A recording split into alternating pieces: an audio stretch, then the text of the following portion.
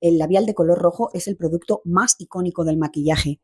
Los labios rojos han estado presentes en todas las culturas y geografías del mundo desde hace más de 5.000 años. A veces se dejan para ocasiones especiales y otras se llevan a diario desde primera hora de la mañana. Se venden 27 pintalabios rojos por segundo, más de 900 millones cada año en el mundo. ¿Sabíais que durante mucho tiempo contenían ingredientes tóxicos para la salud? ¿Sabíais que en el Renacimiento se empezó a hacer un pigmento carmín utilizando a un insecto llamado cochinilla? ¿Y que el gobierno británico animó a las mujeres a pintarse los labios rojos durante la Segunda Guerra Mundial? Bienvenidos, bienvenidas. Esto es Beautycast, el podcast en el que viajamos en el tiempo para conocer historias de la historia de la moda y la belleza. Soy Abigail Campos y hoy os invito a un viaje por la historia del labial rojo.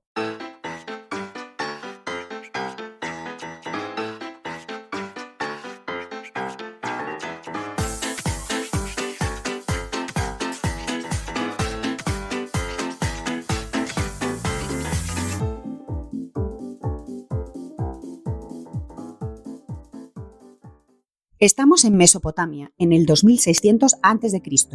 Puabi, suma sacerdotisa y quizá reina, esto no está claro, colorea sus labios con una mezcla de minerales rojos triturados y albayalde. Esto, el albayalde, que he tenido que buscarlo, es un carbonato básico de plomo, un pigmento que se emplea tradicionalmente en pintura artística. Según el color que le apetezca, utiliza henna, óxido de hierro, algas, yodo, bromo y cera de abejas como aglutinante, supongo que para conseguir una textura más gustosa de usar. No solo Puabi, las mujeres sumerias colorean sus labios y supongo que lo consideran un elemento muy preciado porque cuando mueren las entierran con sus labiales de color que se conservan en cáscaras de nueces. Los asirios copian a sus vecinos los sumerios y finalmente esto de pintar los labios de rojo llega a Egipto. Llegamos a la civilización egipcia. El uso de cosméticos no está restringido al género femenino, sino que forma parte de un conjunto de prácticas culturales, religiosas, estéticas e incluso terapéuticas, porque creen que pintarse los labios y, en general, aplicarse cosméticos en el rostro tiene propiedades protectoras, incluidas las de prevenir enfermedades. Los hombres y las mujeres, principalmente de clase social alta, se pintan los labios rojos y de otros colores también, pero sobre todo rojos. Fabrican el color con ocre, que es un polvo mineral de óxido de hierro, y también con sulfuro de mercurio, que es tóxico. Pueden añadir a la mezcla extractos de plantas y resina o grasa para crear una textura de ungüento. Si buscáis en internet vais a ver que está muy difundida la historia de que Cleopatra utilizaba un carmín muy vivo hecho de un insecto llamado cochinilla. Sin embargo, esta especie es nativa de América y no existe en África ni en Eurasia en tiempos de Cleopatra, según advierten algunos historiadores. Lo de utilizar cochinillas para hacer rojo de labios, por asqueroso que suene asqueroso, sí es cierto, pero no sucede hasta más adelante, luego lo vemos. Llegamos a la antigua Grecia. Los labios rojos se asocian con las trabajadoras sexuales que se arriesgan a ser castigadas si aparecen en público sin su pintura de labios, para que quede claro a qué se dedican. Es decir, si eres mujer en la antigua Grecia y te dedicas a la prostitución y vas a aparecer en público, tienes que llevar los labios pintados de rojo. No penséis que el resto de las mujeres no se maquillan los labios, también se los pintan, no penséis que no, pero en tonos más suaves y muchas veces solo dentro de casa, supongo que para no dar lugar a equívocos por la calle. En el Imperio Romano, las mujeres ricas y pobres también pintan sus labios. A las ricas se les nota que lo son porque llevan tonos rojos vibrantes, un vermellón a tope de mercurio bien tóxico ahí. Los labios de las mujeres con menos recursos no llevan colores tan vivos, porque tienen que conformarse, por ejemplo, con argucias como utilizar los pozos del vino, pero por lo menos no se envenenan, oye, que tampoco está mal. Por cierto que esto del maquillaje no le gusta nada a Platón, porque cree que la cosmética es una imitación superficial de la medicina o la gimnasia, que no mejora realmente el cuerpo, sino que lo disfraza para parecer sano o más bonito. No os creáis que Platón fue el único, fue de hecho el primero de muchos pensadores y filósofos que han criticado estos embellecimientos, los cosméticos, el maquillaje. Nuestro viaje llega a la España morisca del siglo I. Aquí se inventa la primera barra de labios de forma sólida combinando 3 tipos de grasas. La crea uno de los cirujanos de más renombre del mundo. Abu al-Qasim al-Zahrawi considera la cosmética una rama de la medicina. Las mujeres sin recursos tienen que utilizar otros medios más económicos a su alcance, por ejemplo, morder fresas o cerezas para conseguir que los labios se les pongan rojitos. Con el tiempo, en la Edad Media, las mujeres siguen pintándose los labios hasta que el cristianismo empieza a ganar cada vez más peso. El pensador Tertuliano, recién converso, escribe una obra titulada De la composición de las mujeres, en la que sostiene que el maquillaje es obra del diablo, ahí es nada. Así es, tras caer el Imperio Romano, las autoridades religiosas cristianas combaten las prácticas de belleza. Sostienen que es cosa de Satán, porque al maquillarse se altera la obra natural de Dios. Que si Dios te ha hecho feo, no lo disimules con colorines, con maquillajes ni afeites, acepta tu destino de fealdad y punto, vaya. Aunque en un momento dado las cruzadas reintroducen en Europa el amplio uso de cosméticos que se hacía en Oriente Medio, los cristianos consideran que el maquillaje se opone a las enseñanzas religiosas que ensalzan la humildad y la belleza natural como parte del diseño de Dios. Así lo explica la autora Sarah E. Schaeffer, que ha escrito un libro titulado Leyendo nuestros labios, la historia de la regulación del pintalabios en los lugares de poder occidentales. Nuestro viaje llega al siglo XVI. La reina Isabel de Inglaterra populariza los labios rojos entre la aristocracia que, junto con la piel del rostro muy blanca, se convierten en símbolo de juventud y salud. Su Majestad se maquilla como una puerta para tapar las cicatrices que le ha dejado la viruela. Y esa base de maquillaje está compuesta por carbonato de plomo y vinagre, un cóctel, diríamos, bastante tóxico. Respecto a los labios, rojo fuego, la reina utiliza un carmín, ahora sí, elaborado a partir de un insecto llamado cochinilla. Tras la conquista de América se introduce en Europa este insecto originario de Mesoamérica. El, a ver si lo digo bien, Dactylopius coccus, la cochinilla, produce ácido carmínico que da lugar al tinte de color. Para maquillar los labios de Isabel de Inglaterra se mezcla ese pigmento con otros ingredientes, ceras animales, ceras vegetales o compuestos minerales que también eran tóxicos. El neceser de Su Majestad, os digo, no tiene desperdicio. Se maquilla para ponerse guapa, pero se envenena a diario. En cualquier caso, es una auténtica influencer en la corte. Sin embargo, con el reinado de su sucesor Jacobo I, ya a comienzos del siglo XVII, se comienza a extender la creencia de que las prácticas cosméticas se relacionan con la brujería, y esta es una idea que va a permanecer a lo largo de mucho tiempo.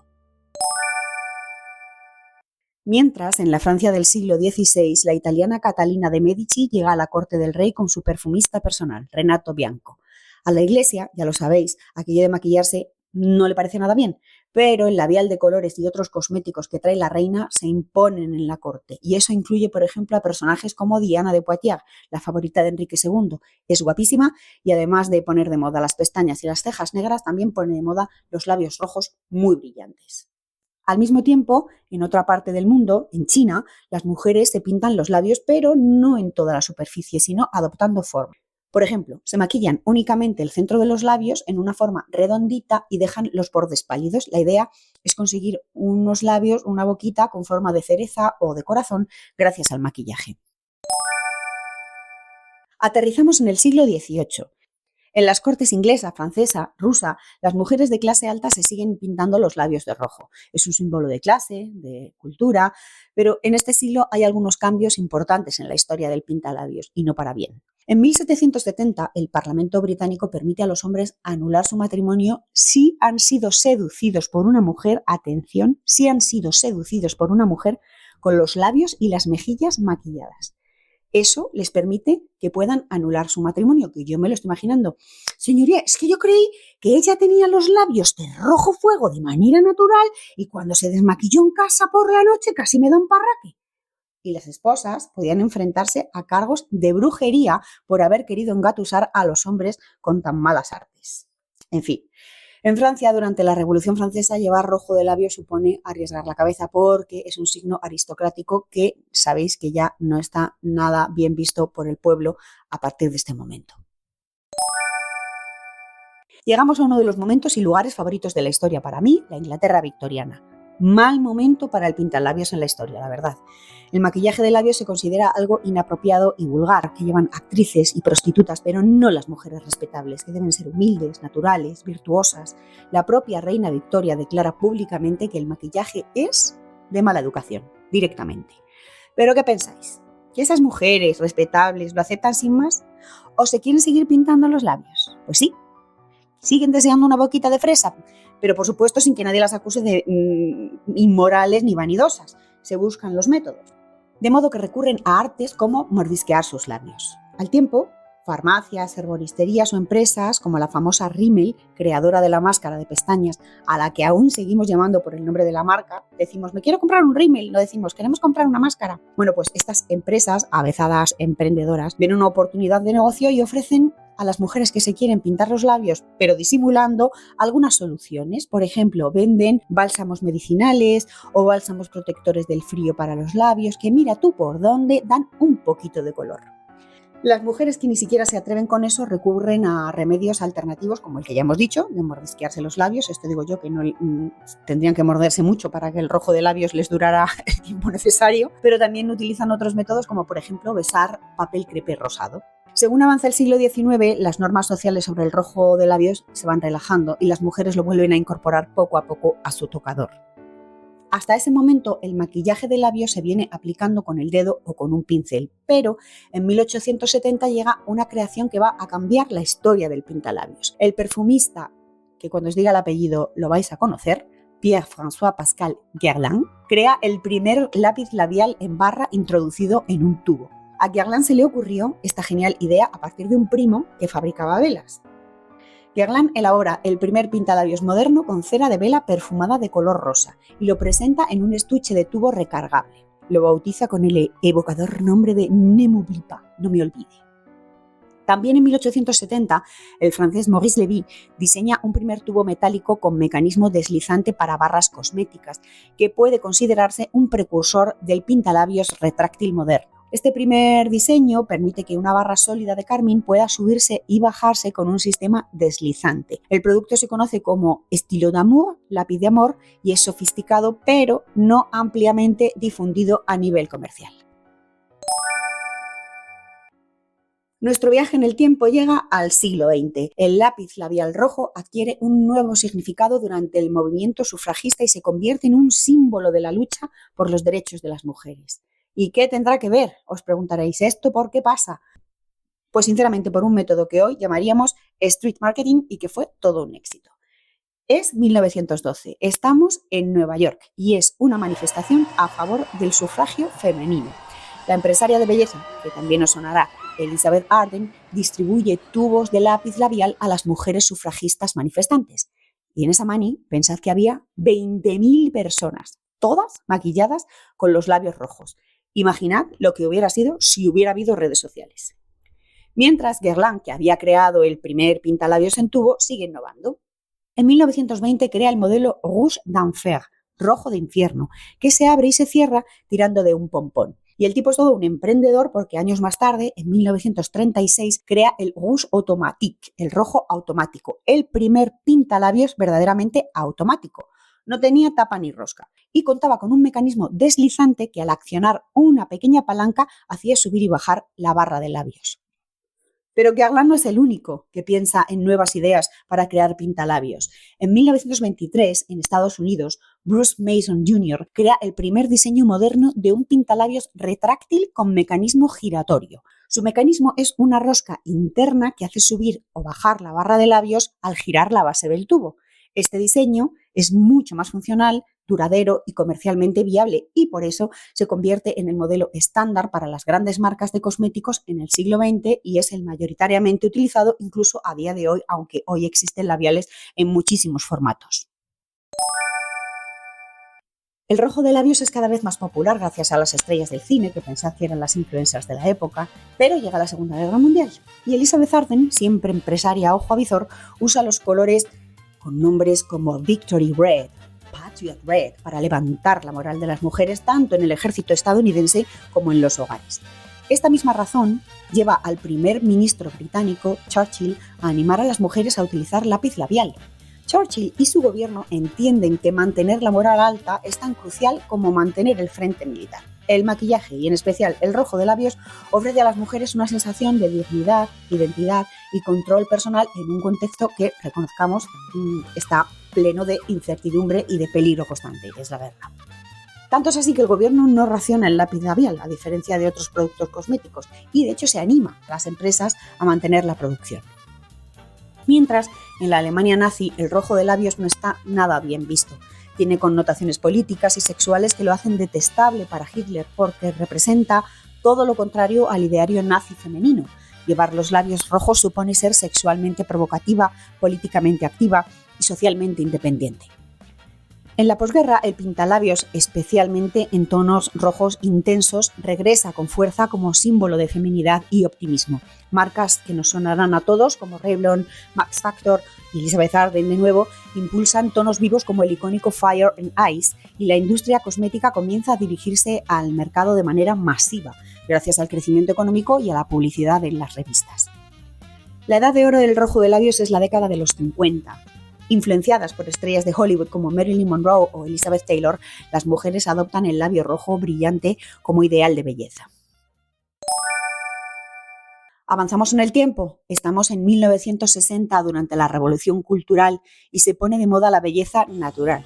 Los hippies asocian el rojo con los valores patriarcales de un mundo occidental y las chicas dejan de utilizarlo, pero todo cambia. Rápidamente llega la época disco, amplía la paleta de colores de labios a mucho más allá del rojo. En los 80 llega el exceso, el labio perfilado rojo y el coloreado en rojo ultra brillante.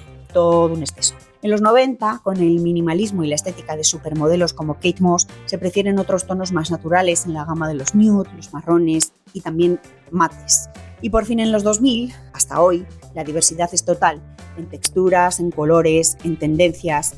El atractivo atemporal del rojo sigue cautivando a las personas y su estatus como emblema de rebeldía y fuerza permanece más allá de ser un elemento del maquillaje. En 2018, la campaña #SoyPicoRojo en Nicaragua presenta a hombres y mujeres con lápiz labial rojo en protesta contra el régimen de Daniel Ortega. Y un año más tarde, en Chile, en 2019, miles de mujeres se pintan los labios rojos para denunciar la violencia sexual.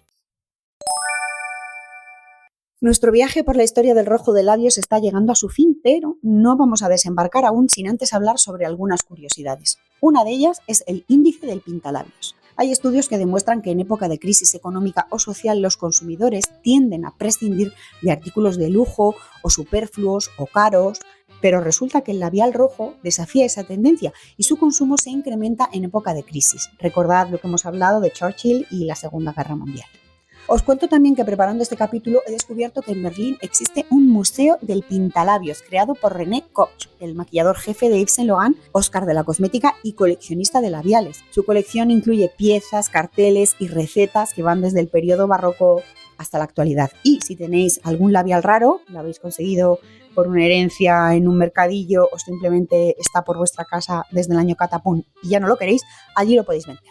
Si alguien ha visitado el museo, por favor, contadlo en comentarios qué os ha parecido. Yo tengo muchas ganas de conocerlo. Os cuento también que el 29 de julio es el Día Internacional del Rojo de Labios, que ya sabéis que hay un día internacional para todo, pues esto no iba a ser menos. En todo caso, esto es algo bastante reciente. Lo instauró en 2016 la empresaria y bloguera de belleza Huda Kattan, fundadora de la marca Huda Beauty. Antes de irme, os recomiendo también algunas lecturas, como Rojo de Labios, una oda a un icono de la belleza, de Rachel Felder, o La loca historia del rojo de labios, de Rachel Kahn y Christoph Ford. Hasta aquí, queridos Beautycasters, la historia del rojo de labios. Tenéis imágenes de los contenidos de este episodio en el perfil de Instagram, @BeautyCastPodcast, donde podéis dejar también vuestros comentarios. Esto es Beautycast y os espero en el siguiente capítulo. Gracias por escucharme.